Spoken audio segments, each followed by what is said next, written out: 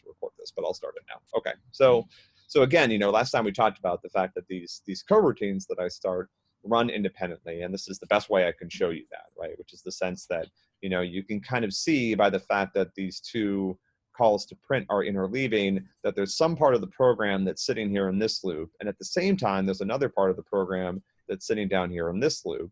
And the result of this is that, these two parts are competing to produce output, and that output is being interleaved when I look at it.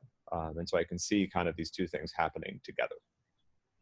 Now, the other thing we wanted to point out that's really important is that every time I run this code, the result's going to be a little bit different, in the sense, sometimes like here, main printed 6 times. Here, main prints longer before the coroutine gets started, and then they interleave for a while. But that's completely random. There's no controlling this, because these two parts are not communicating with each other in any way. I haven't coordinated their execution. And so one's off doing one thing and the other's off doing another thing. And if I want them to produce a coherent result, then I'm going to have to do some extra work. And that's going to be the topic of, not only a little bit today, but as we go forward, particularly next week. Kotlin provides a really nice set of tools for figuring out ways to get two different parts of your program to communicate with each other so that they can work together on a common task. And we'll look at some ways of structuring our program so that they can do that. All right, so, and then, I talked a little bit about the difference between threads and coroutines. Threads being an older mechanism for exposing concurrency that turns out to have a lot of limitations. Coroutines being a way of doing it that's more modern, that allows me to expose more concurrency and to program with concurrency in a little bit more of a nice way. Now, Java has threads, and in fact, if you took 125 with me, maybe at the very end of the semester, we did like one class where we looked a little bit at concurrency. And to do that, you actually have to use threads in Java, and there's ways to like give a thread, an object to start with that it runs and things like that. But the programming model there is really not the best. Now, one thing I want to make sure that's clear here, and we might see some effects of this along the way, is that every coroutine that you start in Kotlin is run by a thread. But what happens is, if you create 10,000 coroutines in order to solve some sort of problem where you can expose a lot of concurrency, the number of threads that are going to be used by Kotlin to run those coroutines is much, much smaller. Kotlin might create like 4 or 8 threads, depending on the number of cores on the machine, in order to run all of those coroutines on. And so the coroutines are going to be moved back and forth from a state where they're waiting to a state where they're running on a thread. But this is all done for you, right? You don't have to think about this. You don't have to do any work to take advantage of it. But this does have there are some impacts and implications of this, though, that we'll look at. Okay, so one of the things last time that I didn't explain very well that I'm going to take another shot at is this idea of a suspending function. Okay, and this is a part of the core Kotlin language. This is a keyword that we can attach to a function, and the idea is that the normal functions that you've been thinking about, you guys have been programming with up until this point, unless you've done some work in some strange languages or done some work with concurrency in some of the languages you already know. These functions expect if they need to wait for something, they expect to wait for it, and they don't expect anything else to happen in the world while they're waiting. Okay, and so let's look at an example of this, right? So normally when a function you write in a programming language needs to perform something that would cause it to need to wait, the whole program stops and just kind of sits there, right? Waiting for that thing to finish. Okay, so now I've got a little piece of code just for fun, just to kind of show you one of the uses of higher order functions. I've written a little higher order function here that allows us to time a block of code. So this higher order function takes as its single parameter a function that takes no parameters and can produce any result. And it returns a long. And what I'm doing is I use system.getCurrentTime millis to get the current time in milliseconds before I run the function. Then I call the function. Then I get the end time, and I return the gap between the start and end, which is an estimate of how long it took the program to run. you'll see as we use this, the numbers are going to bounce around a little bit. And this is because how long it took the program to finish has to do with things like how many other tasks are running on the machine and how long did certain operations take, but sometimes take a little longer, a little shorter. So this number is not a particularly stable number. You'll see it jump around a little bit, but we'll also see it jump around typically within certain ranges. So it's not a bad estimate. If you were actually trying to do like a benchmark and actually measure this accurately, you would probably do something like run this 50 times and average the result, something like that. All right, so what am I doing in this little sort of silly program? I have a function called work, and that function is calling this function called thread.sleep. And this is one of these places where the notion of a thread kind of like leaks through into our conversation. So what thread.sleep does in Java is it causes the current thread that's running your program to sleep for a certain amount of time. Now, in this simple program, there is only one thread that's running the program. That thread starts executing main, and it will continue until the program terminates. So when I call thread.sleep, I'm essentially stopping the entire program for 10 milliseconds. And I'm using that to kind of simulate what might happen if you did something like retrieve some data from a web API or something like that, right? So your program is going to have to sit there and kind of wait for some amount of time for that result from the web API to come back. I have no idea why there are so many cars on my street. It's so confusing. Anyway, so the so this is the kind of little simulation of this, right? Rather than, so in our sandbox, we actually can't do things like retrieve information from network APIs. So instead, I'm just going to call this thread.sleep function just to simulate this. So what happens when this function runs is that the whole program stops here for 10 milliseconds.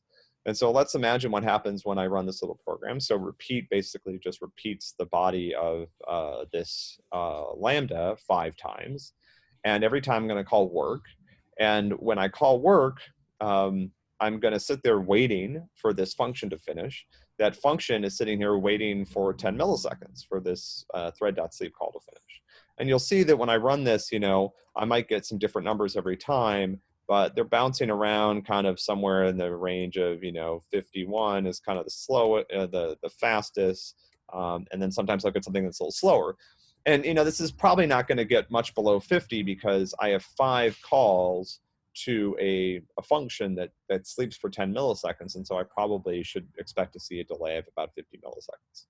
There's a little bit of overhead associated with making the calls and other things that might be going on in the machine, but this number seems like now it's pretty stable, right? It bounces around a little bit, but we wouldn't expect this ever to go below 50.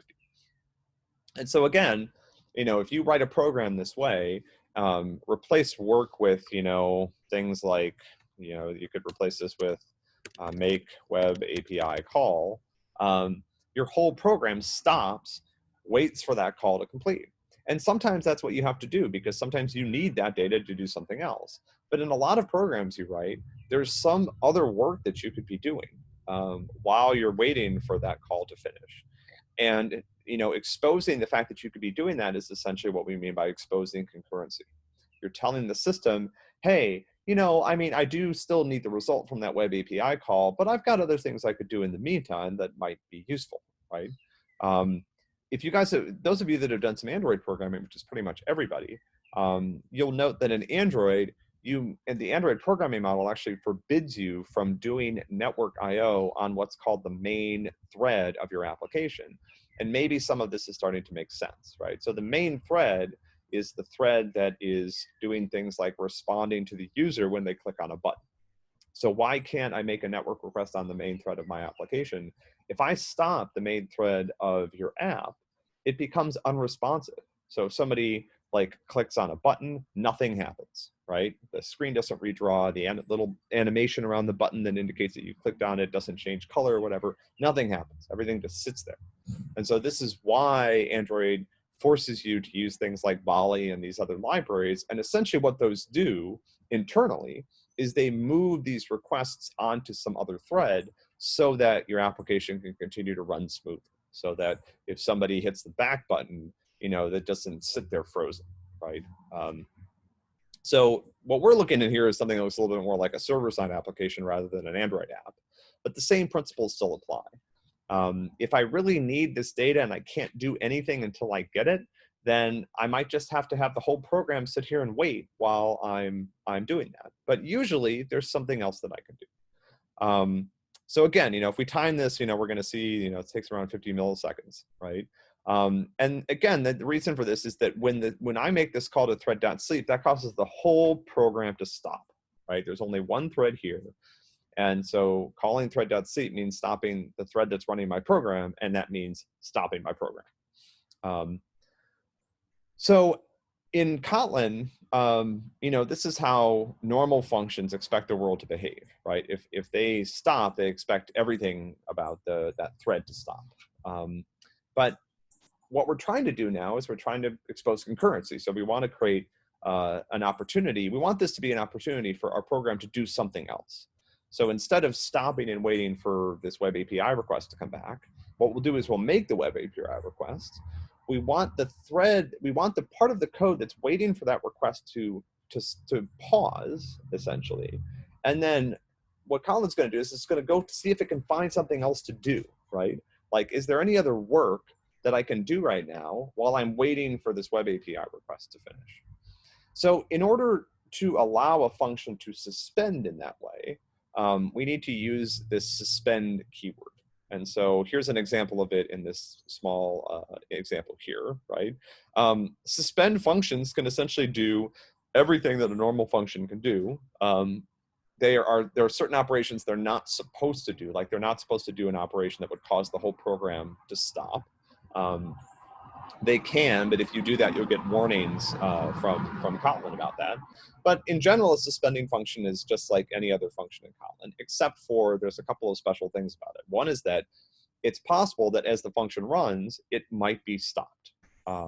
And where it gets stopped, I think there's some specific rules about that. But essentially, when you write a suspending function, what you're saying is that my function might be paused as it executes. The other thing about suspending functions is you can only call a suspending function from another suspending function or from a coroutine. So you can't call, if you need to call the suspending function, that has to be done from a coroutine or from another suspending function. So this code right here, so essentially all I've done is I've changed work to just sum a list of numbers. But if I try to run this, I'm going to get a compiler error because it says suspend function work should only be called from a coroutine or another suspend function. So it's okay to call a suspend function from a coroutine. It's also okay to call a suspend function from another suspend function. A coroutine can be suspended and restarted later. So coroutines can call suspend functions can call other suspend functions can call normal functions. A normal function can call a suspend function as long as it's being the call trace goes back into a coroutine somewhere. So Kotlin gives us some ways to kind of bridge these two worlds between the main thread that is going to block when it waits for things and coroutines, which can suspend and be restarted later. One of the tools for doing that is this higher order function called run blocking. And last time you saw us use that in a few places. So what run blocking allows us to do is to start coroutines or to call suspending functions. And it will wait for all of those coroutines or suspending functions that we create inside this Lambda function to complete before it goes on. So here, for example, now this code will run fine. You'll see I haven't actually created any coroutines inside this block. And we'll get to that in a minute. But even inside this block, because I'm now in a run blocking context, I can call a suspending function. And you'll see, again, the suspending function works, semantically exactly the same way that our normal functions worked. I call it, it returns a value, right? And inside a coroutine, I can also call suspending function. So now what I'm going to do is I'm using the same run blocking concept. I'm going to call, now in here, I call global scope.launch, so I'm creating a coroutine. Each coroutine that I create is going to call print the result of calling work. And one thing you'll notice is that here, this function will not will not finish, my main method here will not finish until all of these coroutines have completed. And that's because I've started them inside this run blocking context. So any of the coroutines that are started inside run blocking won't complete until they finish. And so I can do things like, let's put a call to delay in here, and that the result is the same. So, you know, essentially I don't get down, let's put some print statements in here just so we have a sense of what's happening. Put one at the top. So, and I enter my run blocking context, I put one down here at the end. And you'll see, you know, basically, you know, that this function won't, well, actually, sorry, I lied here. Normally, coroutines inside here will be things that the run blocking context will wait for. But in this case, because I've started them on the global scope, it doesn't actually wait for them. And you'll see the program ends, and then all these coroutines finish. And I think the reason why the program's waiting is because we added some code into our playground to make that happen.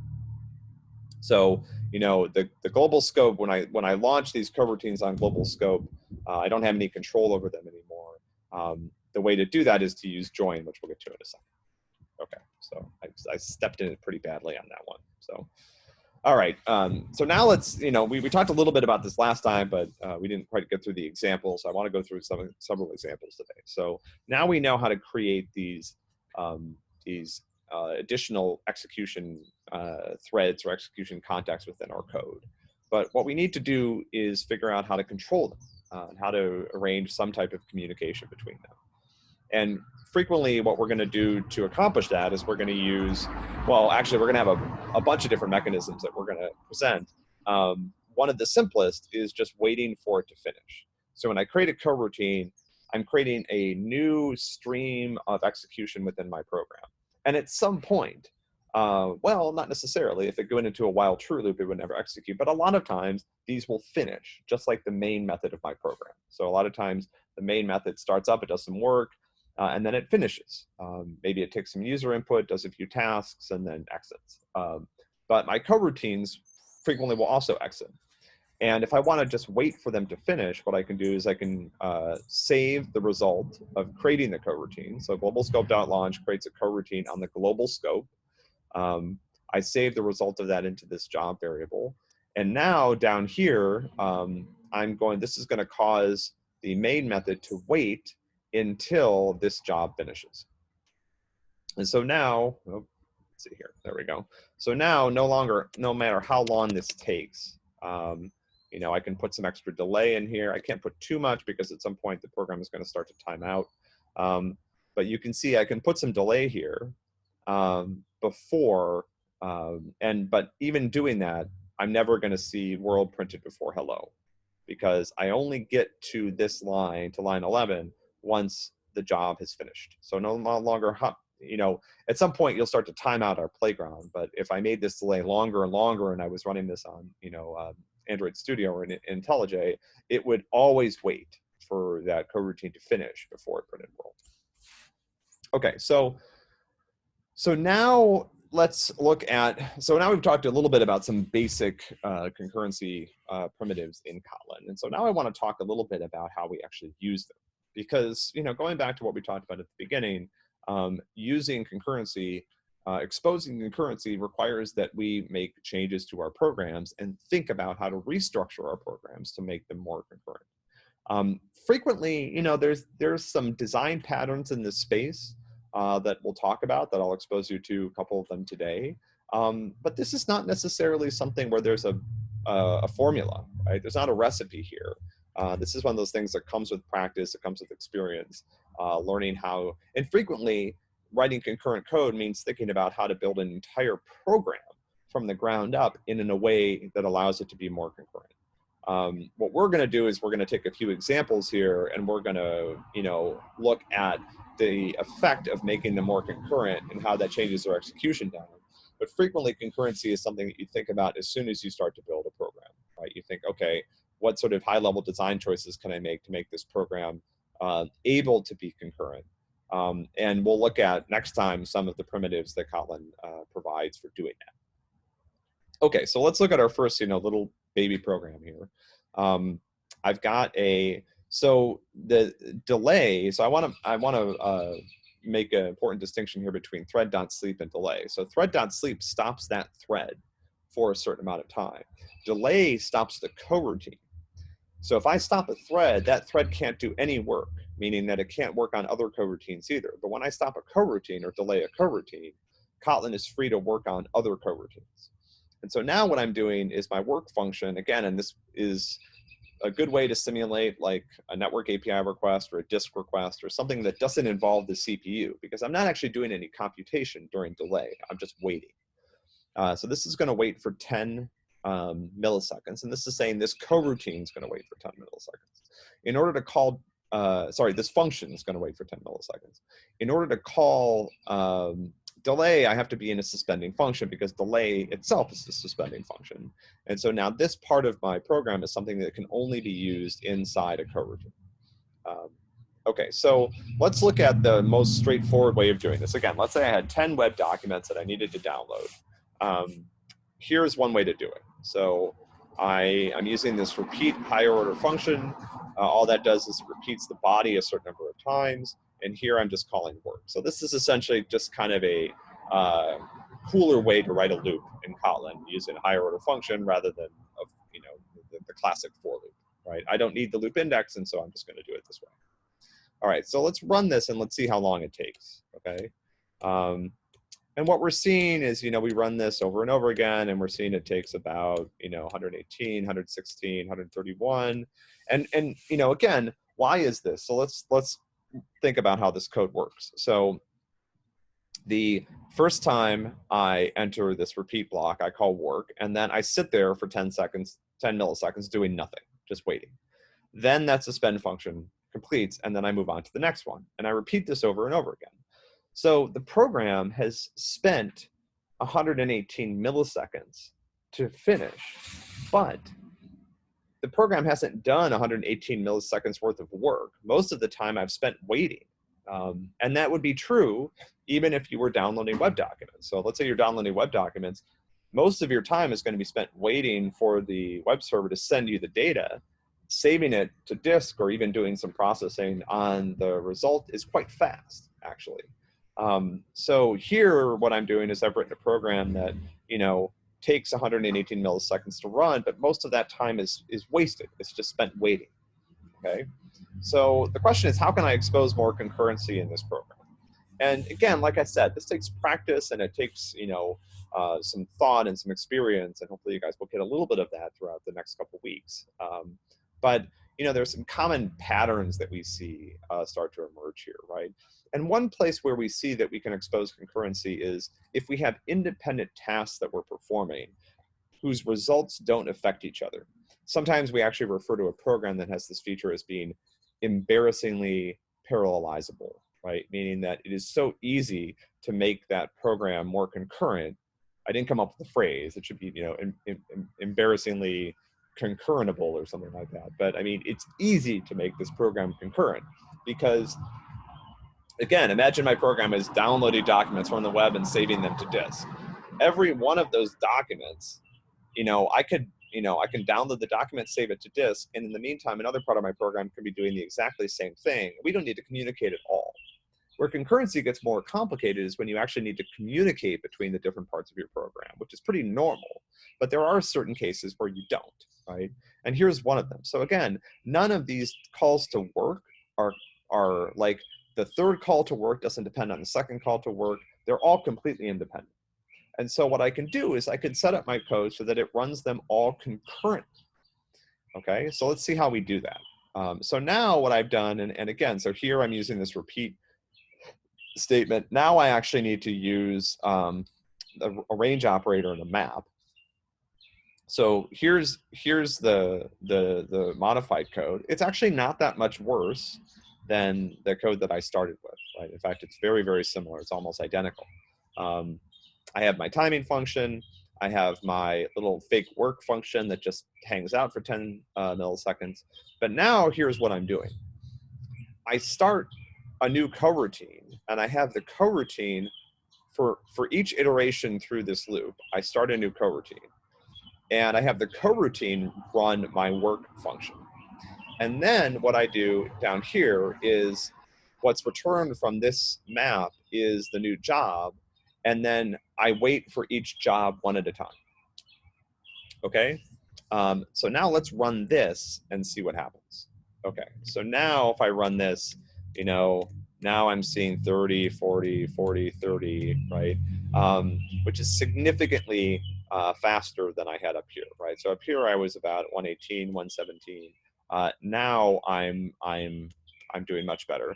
And the cool thing about this is if I add like 100 of these, right, I'm still doing way better. If I had like 1,000, now it gets a little slower because I actually have to create all of these coroutines, and that takes a little bit of time. But in general, I can run lots of these without taking very much time at all. If I try to run 10, 24 of these guys, it's definitely going to time out every single time.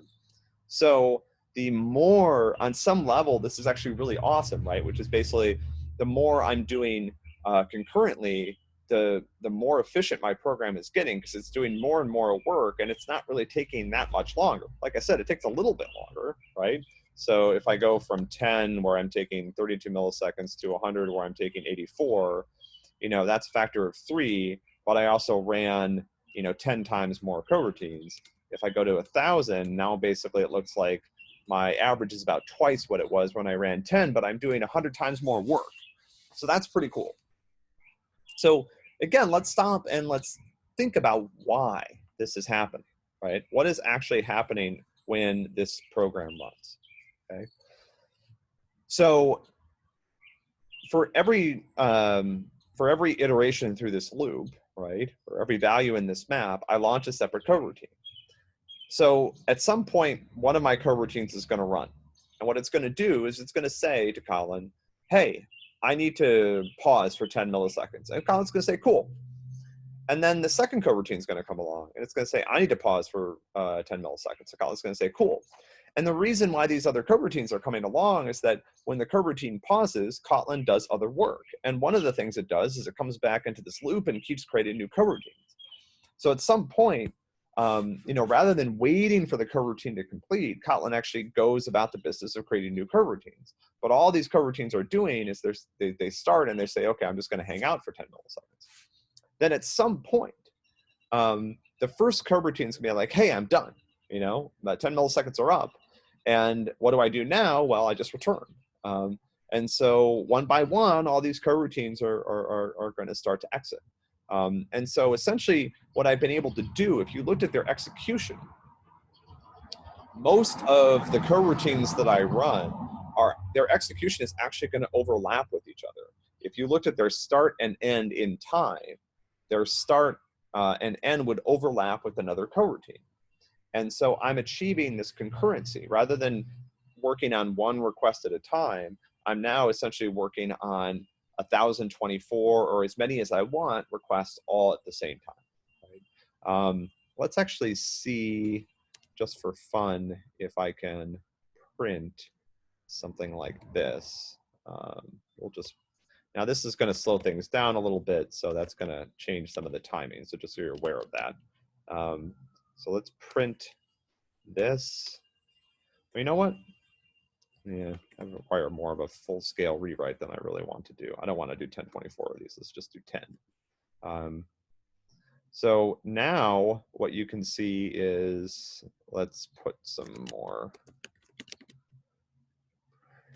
Let's make this a little bit more, right? So look what happened. So I started 1, 2, 3, 4, 5, 6, 7, 8, 9, 10, 11. I think it's actually 11 because I'm dumb and I can't count. So that's better. I think that's now 10. So I started 10 coroutines, right? And they were all running at the same time, essentially. They're all running concurrently. What makes that possible is that they're doing this network request. So essentially you could think of this as they all started, they sent their network request, and now they're waiting on that remote machine to do the work. So they sit here waiting, and then they call end, but they're all overlapped with each other. Let's go back and look at this guy. We'll do the same thing.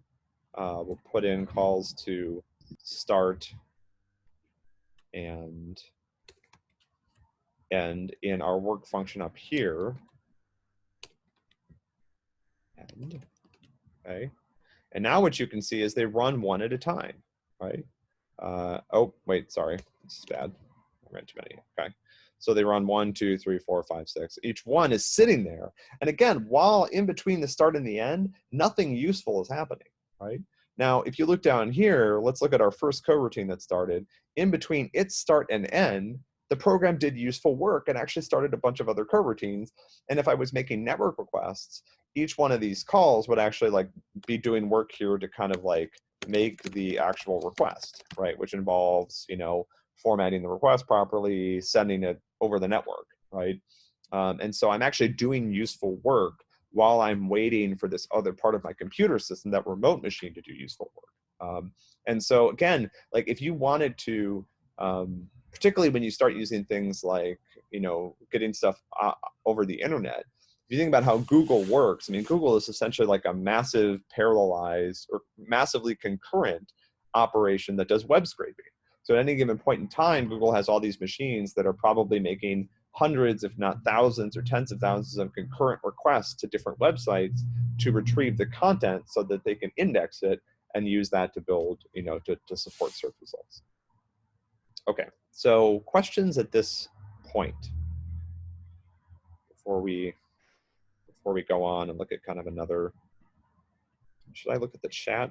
Maybe I should look at the chat. I can't see the chat right now, but I will open it. But you guys are also just welcome to bark at me. Show chat.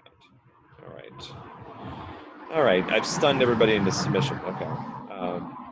All right. Let's go on and let's. Well, the first thing I want to do actually is this is really useful. So first thing I want to do is look at some different types of parallelism.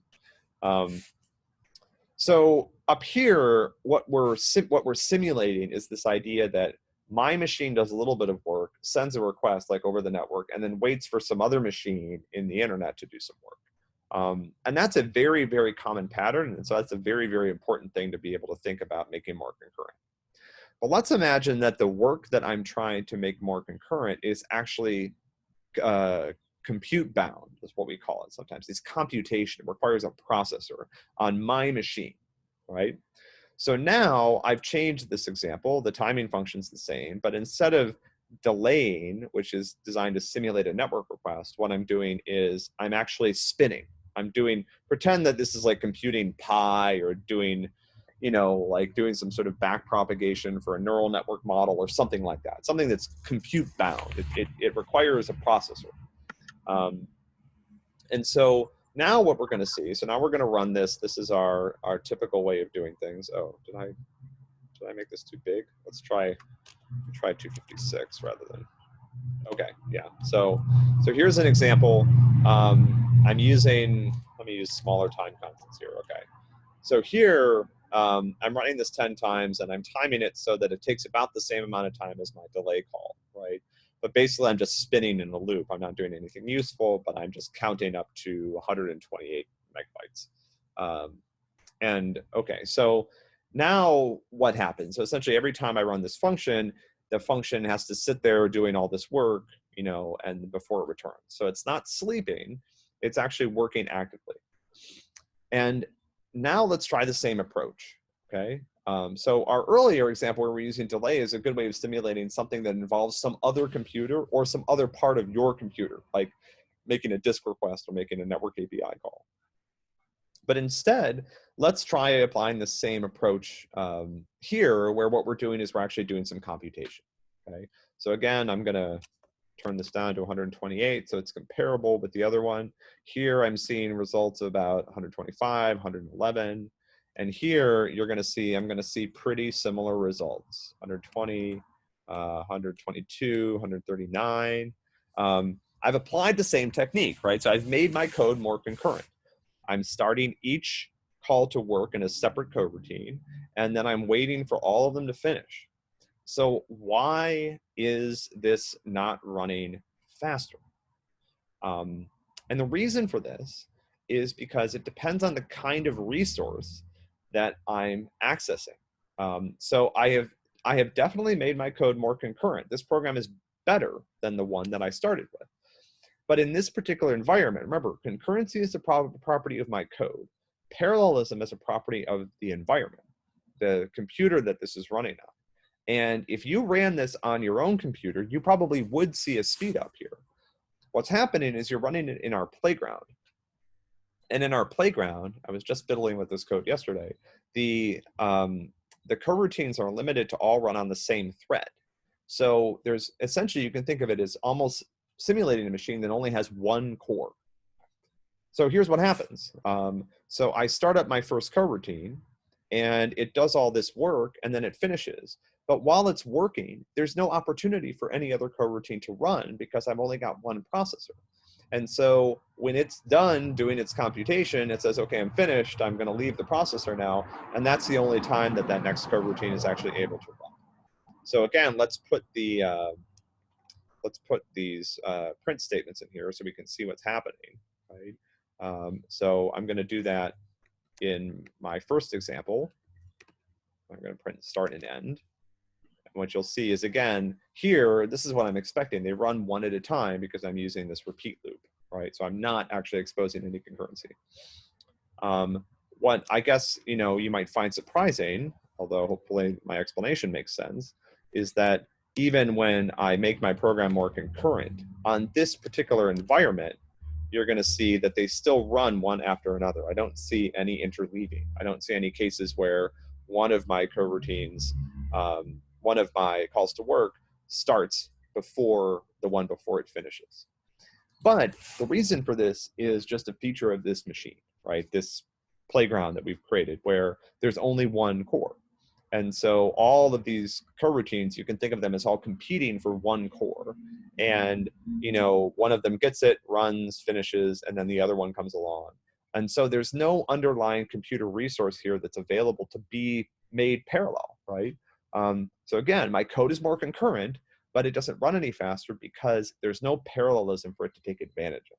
Now, if you ran this on a normal machine, on a phone that has 4 cores, or on my laptop that has 16 cores or 32 cores or whatever it is, it would run a lot faster, because what would happen is the first coroutine would go to one processor, the second would go to a second processor, the third would go to a third processor, the fourth would go to a fourth processor. And then maybe if you had 4 processors, now they're all busy, and so the fifth has to wait. But it would run more quickly as you added cores. So again, we've made the program better. If you took this program and you ran it on a machine that had a lot of processors, it would complete quite quickly. In fact, it should actually speed up proportional to the number of processors on the machine. So if you took it and you ran it on a 4-core machine, it should take 1/4 the time. If you ran it on a 32-core machine, it should take about 1/32 the time, whatever that is. So we've made the program better, but depending on the kind of resource that we are that our program needs, we may or may not be able to take advantage of parallelism depending on the computer environment that we're actually running, right? So again, I included this here partly just to make sure you're not confused if you're using our playground. I may, now that I'm thinking about it, go back and actually set it up so that the default is that the number of threads available to the programs that use this feature is more than 1, because I think it would be nice if you did see some speed up.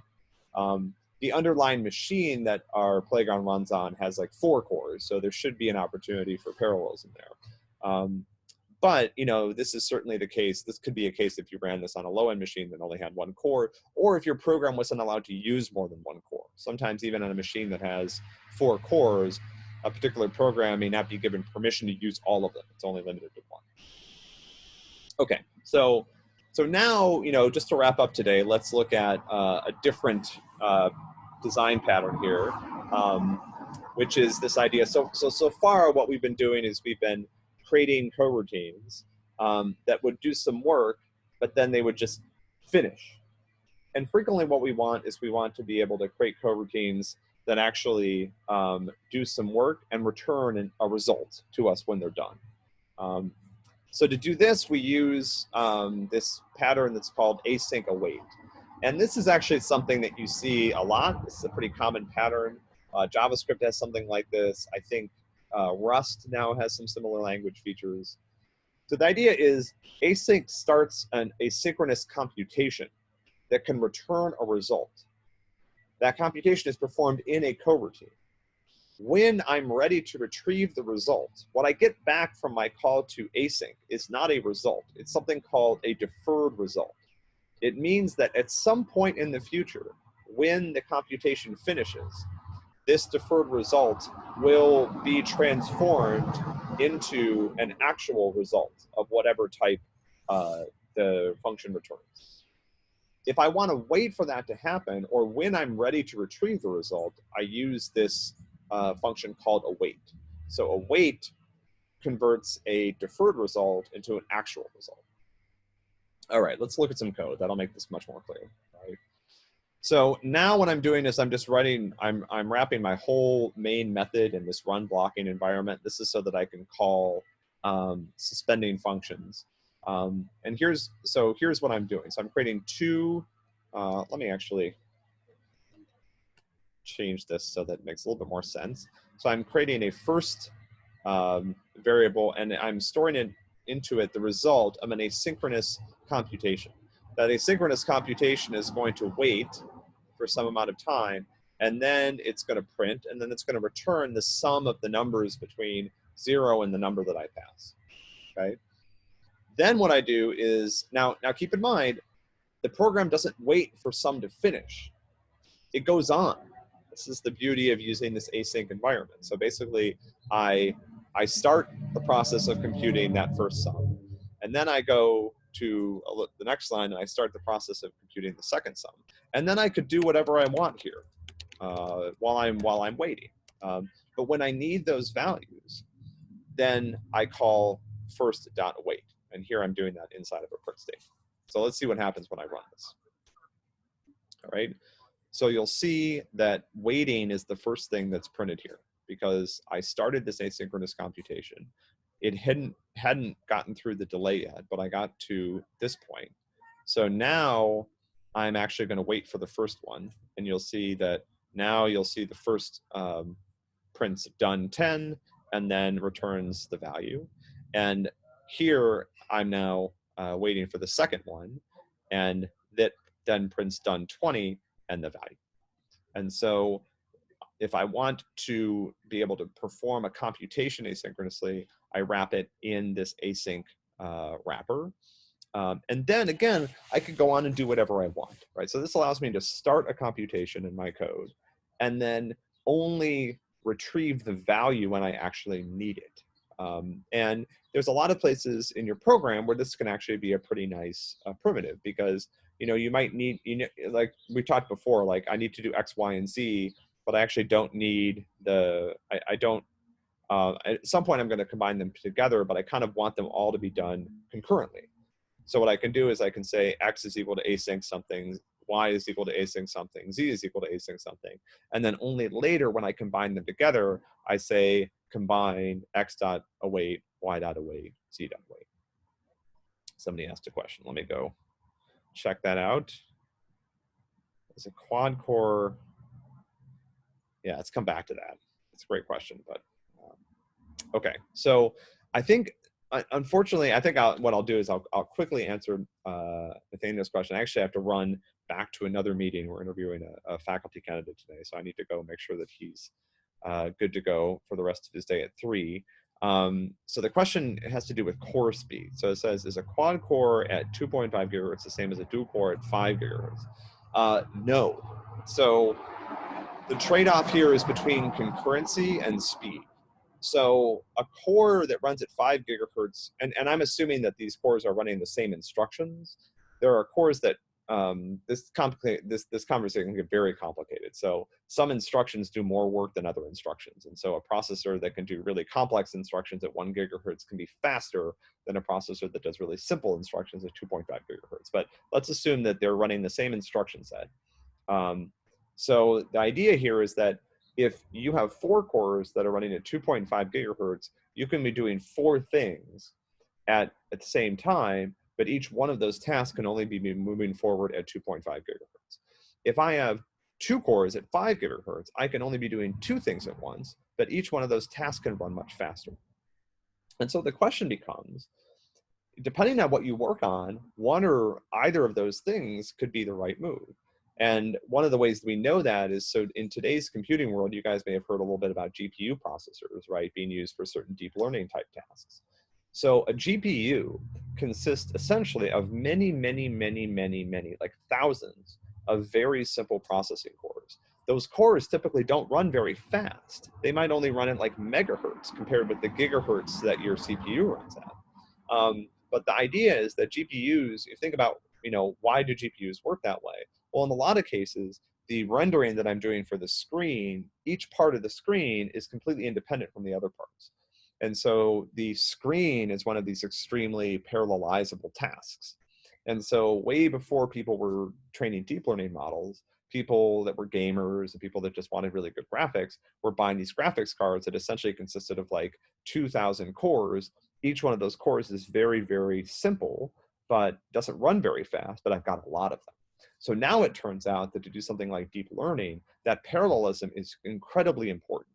So to train these deep learning models, you can run it on like 4,000 cores. Each core is quite slow, and that will complete much, much, much, much faster than a general purpose CPU that might run at 10 or 100 times the clock rate.